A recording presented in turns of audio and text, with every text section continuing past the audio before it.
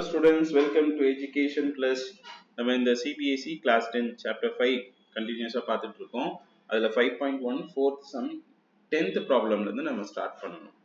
So இதுக்கு முன்னாடி இப்போ வீடியோ பார்க்கலன்னா இதோட லிங்க் வந்து நான் டிஸ்கிரிப்ஷனில் கொடுக்குறேன், நீங்கள் பாருங்கள். நம்ம இதில் வந்து சேனல்ஸில் தொடர்ந்து மேக்ஸ் வீடியோஸ் போட்டுகிட்டே இருக்கிறோம். சப்ஸ்கிரைப் பண்ணுங்கள், ஃப்ரெண்ட்ஸ்க்கும் ஷேர் பண்ணுங்கள்.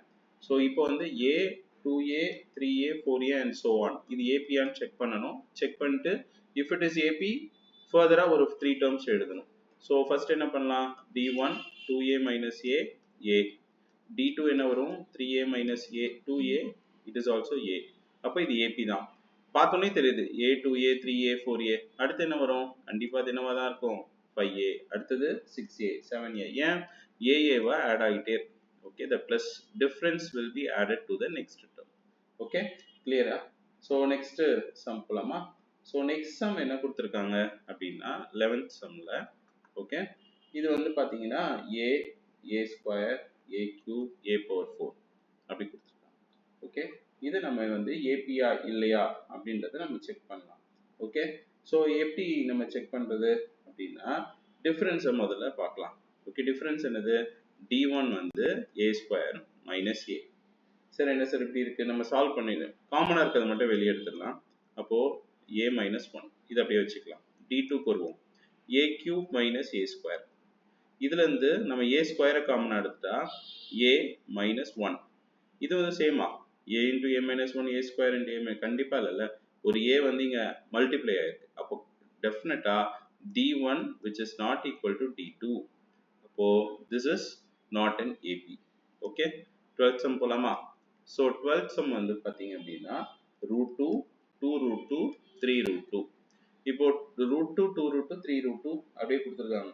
நிறைய பேர் இது என்னவா இருக்கும் அடுத்த டேர்ம் அப்படின்றது உங்களுக்கு இதுவா இருக்கும். ஆனா கொஸ்டின் வந்து ஆக்சுவலி உங்களுக்கு இப்படி டைரக்டா கொடுக்க மாட்டாங்க.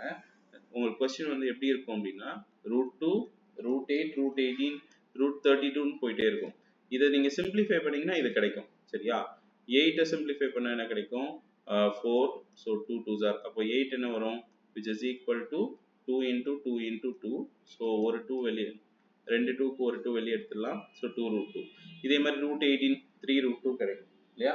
ஸோ இந்த மாதிரி நீங்க ஃபர்ஸ்ட் நீங்க சால்வ் பண்ணணும். பிரைம் ஃபேக்டரைசேஷன் பண்ணி நீங்க இதை சால்வ் பண்ணி வச்சிட்டீங்கன்னா அதுக்கப்புறம் இது √2வா ஏபியா இல்லையா அப்படின்றத நம்ம கண்டுபிடிக்கலாம். ஓகே, இது பார்த்தோன்னே தெரியுது ஏபி தான் இல்ல. ஏற்கனவே சொல்லியிருக்கேன் பழைய வீடியோஸ்ல கூட. இது ஒன்னொன்னா ஆட் ஆயிட்டு இருக்கு.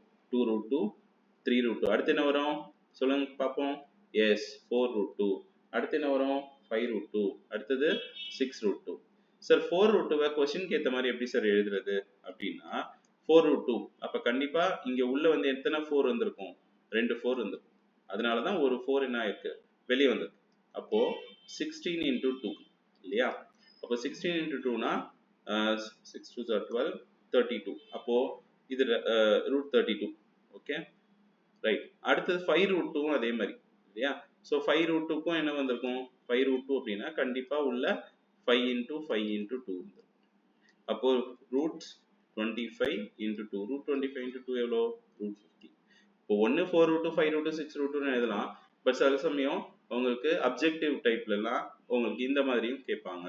ஓகே, √50. √50னா பிரைம் ஃபேக்டரைசேஷன் பண்ணி வெளியெடுக்க தெரியும். ஓகே ரைட்டா? ஸோ இன்னும் ஒரு 3 சம் இருக்கு, அதை நம்ம நெக்ஸ்ட் வீடியோவில் பார்க்கலாம். Okay, thank you.